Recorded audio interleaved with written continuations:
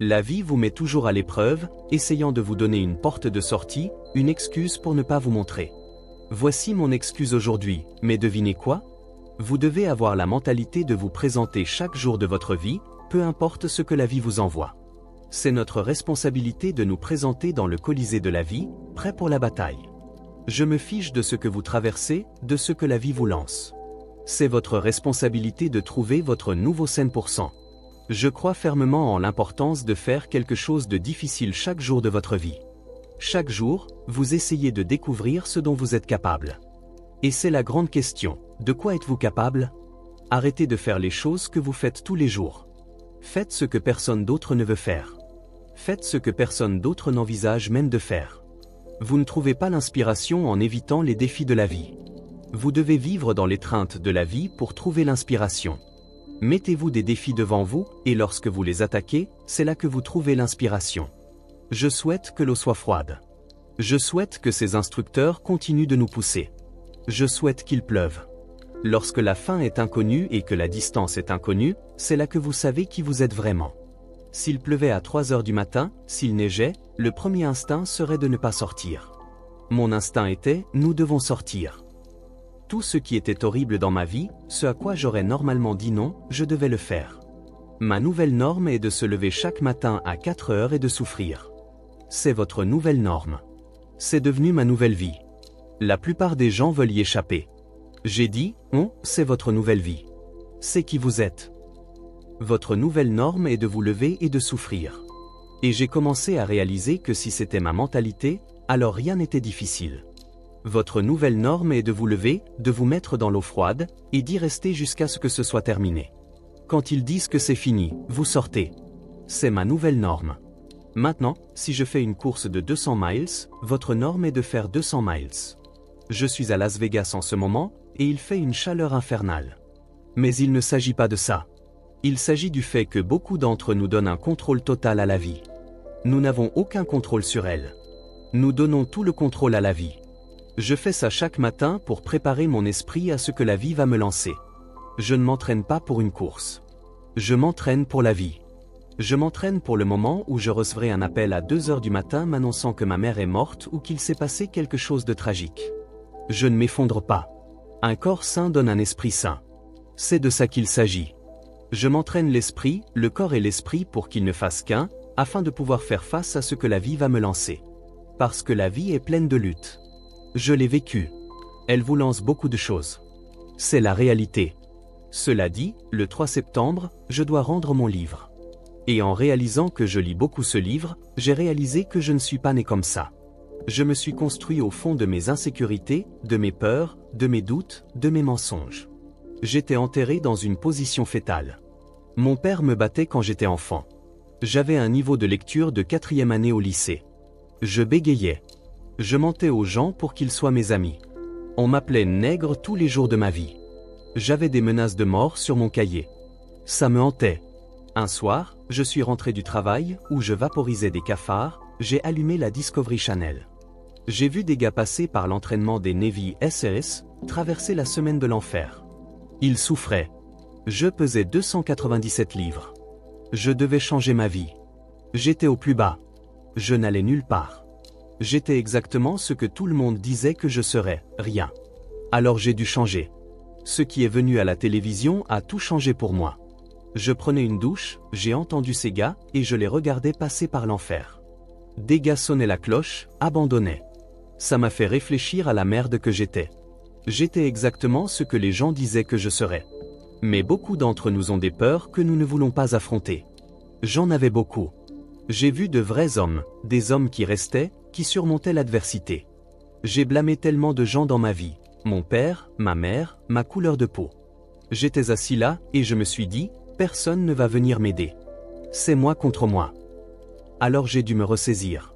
J'ai dit que la première chose à faire était d'affronter chaque peur, peu importe laquelle.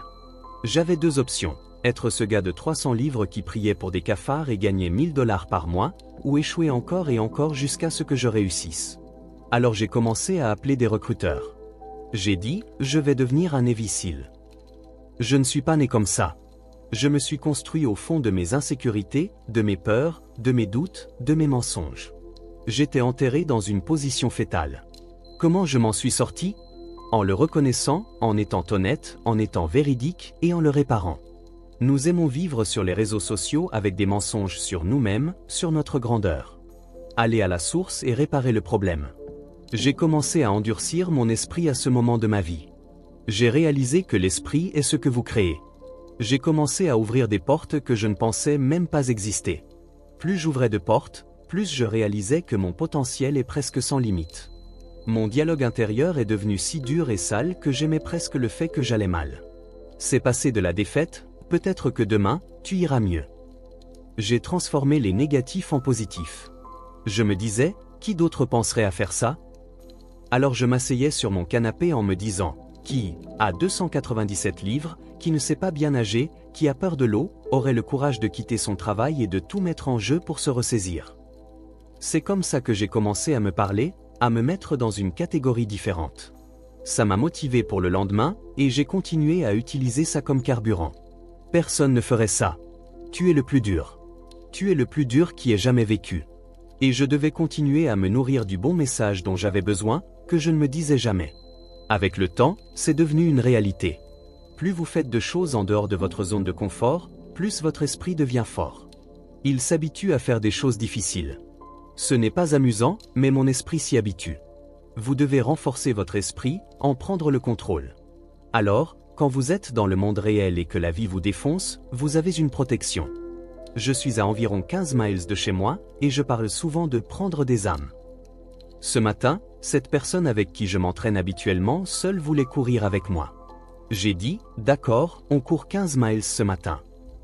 Il y avait des tempêtes qui arrivaient. Cette personne a appelé et a dit, pourquoi ne pas le faire demain? Prendre des âmes, c'est quand j'ai dit, je vais courir 15 miles aujourd'hui, et je courrai avec toi encore demain. C'est ça, prendre des âmes. Ne vous inquiétez pas des éléments et de ce qui se passe. Vous devez sortir et le faire. Il n'était pas le seul à vouloir prendre un jour de congé à cause de la tempête. Il n'y a personne ici, sauf moi. J'ai commencé à utiliser tous ces outils et tactiques pour entrer dans la tête des instructeurs. Prendre des âmes, c'est ce qui s'est passé. Nous étions le mercredi, il faisait un froid glacial. Tout le monde voulait juste passer à travers. J'ai dit, amusons-nous un peu. L'évolution était que nous passions par la vérification médicale. Nous étions nus et ils nous vérifiaient, s'assurant que nous allions bien. J'étais le chef d'équipe du bateau. Le bateau était sur nos têtes. Nous devions le soulever au-dessus de nos têtes. Quand vous êtes aussi faible, aussi fragile, aussi fatigué, le bateau est lourd. Il y a une chose que vous pouvez faire quand vous faites des presses de bateau, vous pouvez le lancer en l'air et le rattraper. Ça montre que vous êtes fort. Tout le monde tenait le bateau, et il commençait à descendre sur leur tête. Toutes les équipes de bateaux étaient alignées, et elles étaient en difficulté. J'ai regardé ça, et je me suis retourné vers mon équipe, les gars, il est temps de prendre des âmes.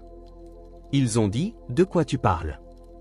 J'ai dit, vous voyez tous ces instructeurs là-bas, avec leur veste et leur café, en train de rire et de sourire? Je veux que leur visage devienne sérieux. Alors nous avons commencé à faire des presses de bateau. Nous avons commencé à crier, l'équipe de bateau 2 ne peut pas être blessée. Nous avons commencé à lancer ce bateau en l'air, à le rattraper et à crier. Les instructeurs se sont arrêtés, et leur visage était comme si quelqu'un leur avait pris leur âme. Le reste de la semaine de l'enfer, nous avons dominé. Nous avons gagné chaque course. Nous étions juste en train de dominer. Je suis un guerrier. Un guerrier est quelqu'un qui dit, je suis là aujourd'hui, je serai là demain, et je serai là le jour d'après. J'ai 50 ans, et je continue à me battre. C'est une personne qui ne met aucune limite à ce qui est possible.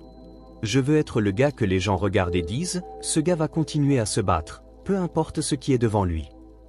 Je voulais ça. Je me voyais tomber et me relever. Tout le monde qui m'appelait nègre, même moi-même, je voulais ressentir quelque chose d'autre que la défaite. Je voulais juste aller loin. Et aller loin m'a poussé à un point où maintenant, je vais bien au-delà. Mais quand vous mettez cette pratique et que chaque jour vous vous lacez les chaussures, c'est juste une métaphore pour la vie. Quand vous vous lacez les chaussures chaque jour, bientôt vous gagnez. C'est le courage, le cœur, la dédicace et l'état d'esprit. Tout le monde peut aller se faire foutre. Je sais ce que je sais. J'ai assez écouté mon propre voyage pour savoir ce que je sais. Et c'est ce que les gens ne font pas assez. Ils n'écoutent pas leur propre voyage. Ils écoutent tout le monde. Je ne suis pas le meilleur dans quoi que ce soit. Je ne suis pas doué. Je suis juste motivé. Je suis un gars qui vient de rien. N'importe qui est capable de faire des choses comme ça. N'importe qui. Tous ces gars sont morts. Ils avaient tous des enfants. Je voulais collecter des fonds pour la spéciale opération Warrior Foundation. Alors j'ai cherché les 10 courses les plus difficiles au monde, et ce qui est apparu, c'est le Badwater 135. Une course de 135 miles à travers la vallée de la mort en été. Je n'avais pas mis de chaussures de course depuis plus d'1 an. J'étais un powerlifter. J'ai appelé Chris Costement un mercredi. Il a dit, la seule façon de te qualifier pour ma course est de courir 100 miles en une fois en moins de 24 heures. J'ai signé pour cette course. C'était le San Diego One Day, où vous courez autour d'une piste de 1 mile pendant 24 heures pour voir combien de miles vous pouvez faire. Mon objectif était de faire 100 miles. Je ne connaissais rien à l'ultra-course. La première fois que j'ai couru, c'était 20 miles. Je n'avais presque jamais couru. J'étais un SEAL, mais j'étais comme un bodybuilder. Je faisais 20 minutes d'elliptique le dimanche. C'est tout. La veille de cette course, ce gars nommé Joe Burns, qui m'a fait passer mes semaines de l'enfer, un gars dur, était à la gym. Il faisait des squats, des deadlifts, des power cleans. J'ai dit, merde, je vais faire ça aussi. Alors je suis allé à la gym et j'ai fait une séance d'entraînement intense avec lui. Parce que je savais qu'il allait venir me regarder dans cette course. J'ai toujours été comme ça, tu vas me voir soulever ces poids, et demain tu me verras courir 100 km. J'ai atteint 70 miles, mais j'étais fini.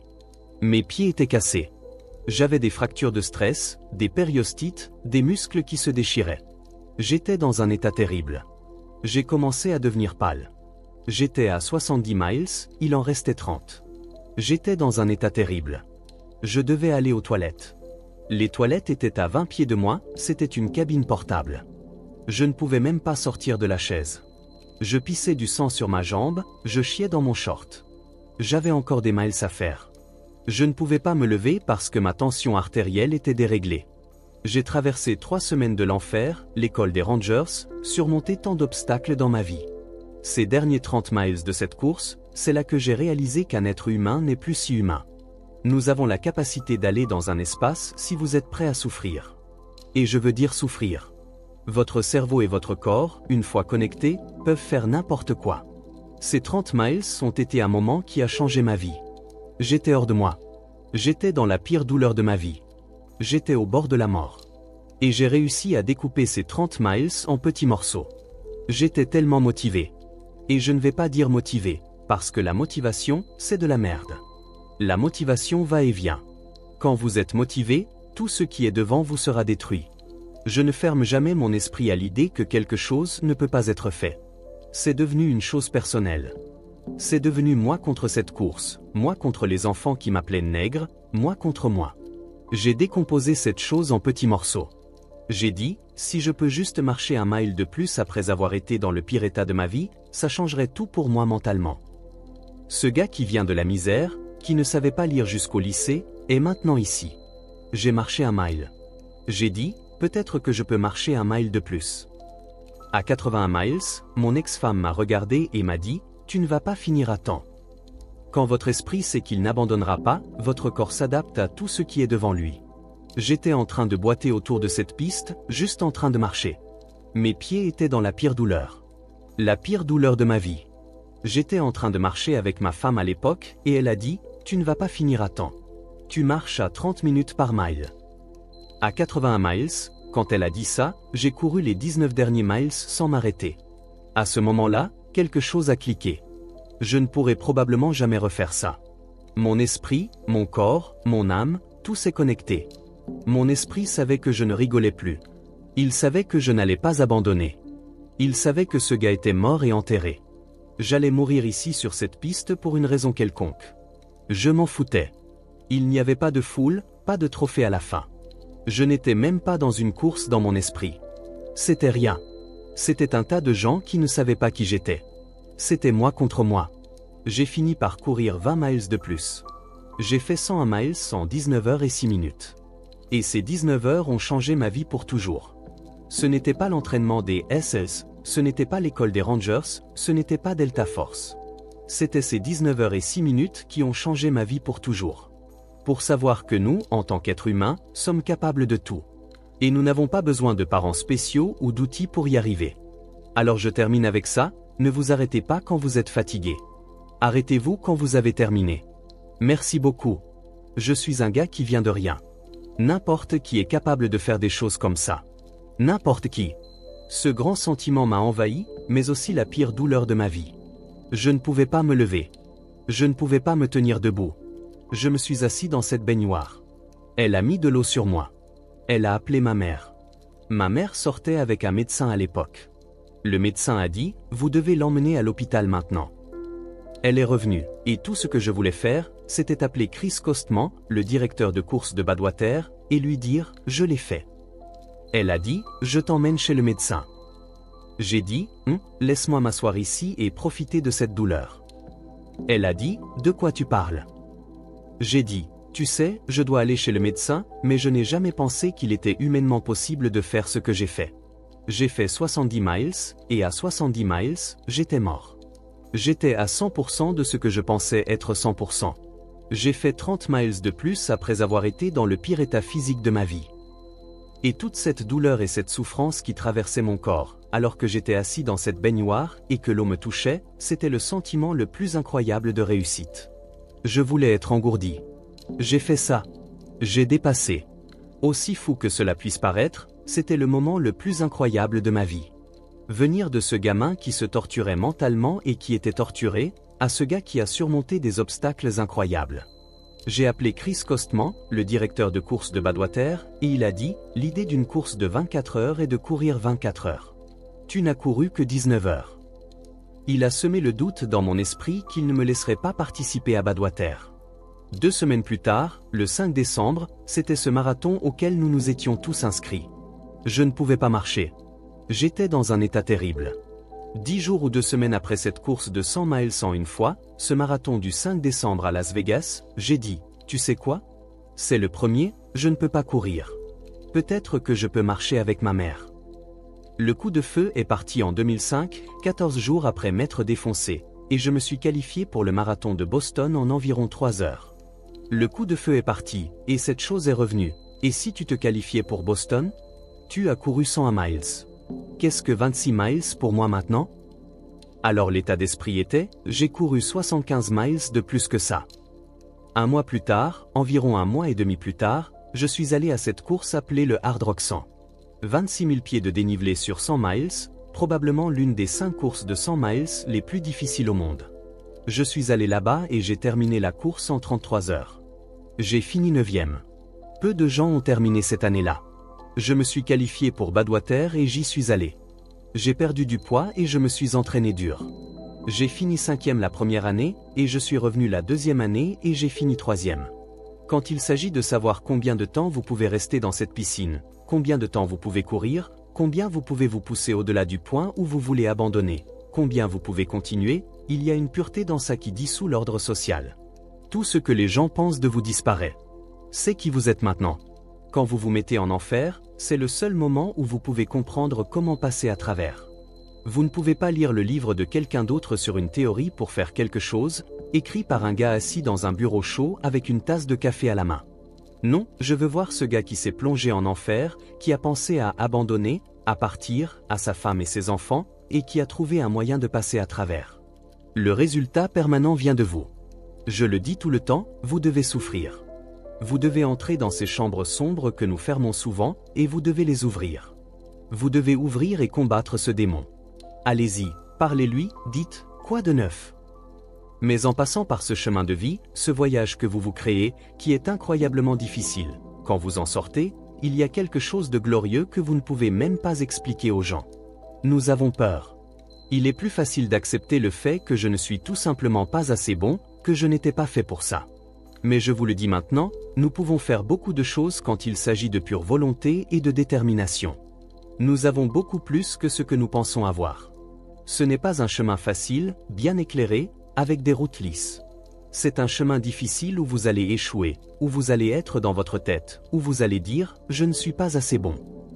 Et c'est comment vous passez à travers ça. C'est comment vous passez à travers ça quotidiennement. Quand cette chose dit « j'ai 43 ans, j'ai fait tellement de choses », vous commencez à devenir civilisé. Le réfrigérateur se remplit, vous commencez à gagner de l'argent, et vous commencez à dire « je n'ai plus froid ». Je suis retraité à 43 ans, et je continue à faire des semaines de 100 miles, des milliers de tractions, des milliers de pompes, parce que je ne me permets pas de devenir civilisé. La pire chose qui puisse arriver à un homme, c'est de devenir civilisé. Vous voulez être extraordinaire parmi les gens extraordinaires. Vous commencez à vous mettre dans des situations difficiles, et vous vous trouverez rapidement. Je n'avais personne pour me réveiller à 3 heures du matin en me disant « tu dois te bouger ». Je n'avais pas d'entraîneur, pas de nutritionniste. C'était l'autodiscipline que je devais avoir pour survivre. Pas survivre, j'étais faible. Pour prospérer, je devais travailler dur. Je devais surmonter. L'autodiscipline est tout. Si vous ne l'avez pas, je ne vous regarde pas, parce que je sais que vous êtes capable de plus. Ce n'est pas tant la discipline pour moi, c'est tout sur vous. Le soi est ce qui compte. Si vous êtes prêt à souffrir et à retourner dans la difficulté, ce dialogue interne que vous avez avec vous-même quand vous êtes dans la misère, c'est qui vous êtes vraiment. C'est là que la croissance se produit. Quand vous êtes capable de rester dans ce moment et de vous parler, de vous ramener dans la difficulté de ce que vous traversez, et que vous commencez à enlever ces couches, mais en enlevant ces couches, vous construisez des callosités sur votre esprit.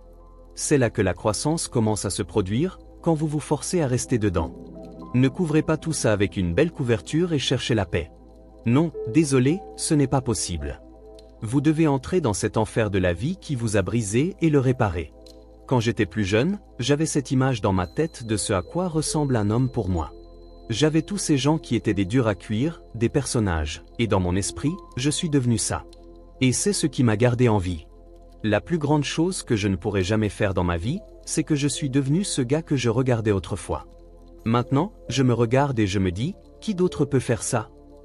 Pour atteindre les standards que vous avez atteints, pour devenir la personne que vous êtes aujourd'hui, et pour avoir l'influence que vous avez, c'est comme si vous deviez passer par ça pour pouvoir donner du pouvoir à tous ces autres gens. Vous n'êtes pas une personne surhumaine, un personnage de livre. Non, vous êtes un être humain réel qui a de vraies insécurités, de vrais échecs dans votre passé, de vrais démons, et vous avez trouvé un moyen de canaliser cette énergie et de continuer à avancer sans abandonner. C'est tout. J'ai fait 67 000 tractions en 9 mois en m'entraînant pour un record de 4 000. Les échecs, la première fois en septembre, j'ai échoué misérablement. J'ai fait 2588 ou quelque chose comme ça.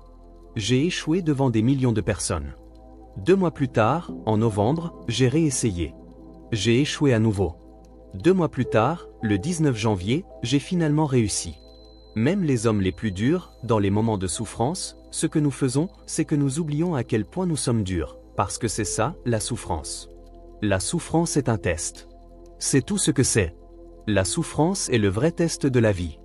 Je me suis dit, qui sur cette terre continuerait maintenant? C'est toi. C'est toi. Tu dois être le plus dur sur cette planète. Est-ce vrai? Je m'en fous. Je l'ai cru. Je le crois aujourd'hui. Ressaisissez-vous, les gens. C'est bon. Faites-moi confiance, c'est bon. Vous pourriez être appelé nègre un jour. C'est bon. Comment allez-vous retourner ça et dire « reçu ». Maintenant, je vais canaliser cette merde et vous lirez sur moi dans quelques années. Épaississez votre peau. Devenez plus humain.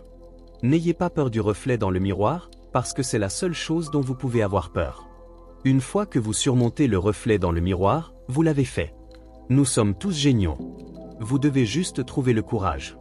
Vous devez trouver le courage de mettre vos écouteurs et de faire taire le bruit de ce monde. Parce que c'est là, mais ça va demander du travail, du courage, de l'autodiscipline. Ça va demander toutes les compétences non cognitives pour être génial. Être intelligent, c'est bien. Tout ça, c'est bien. C'est cognitif. Ce sont les compétences non cognitives qui vous distinguent de tout le monde. Je suis dans un voyage de vie, et nous avons tous un voyage différent. Je veux être fier à jamais de qui j'étais en tant qu'homme et changer qui j'étais. Le menteur, le gars insécure, le gars qui pouvait tout faire. Je veux être fier si je meurs maintenant, si je meurs à 80 ans, à 90 ans, à 100 ans. Je veux me regarder et dire, fier de moi.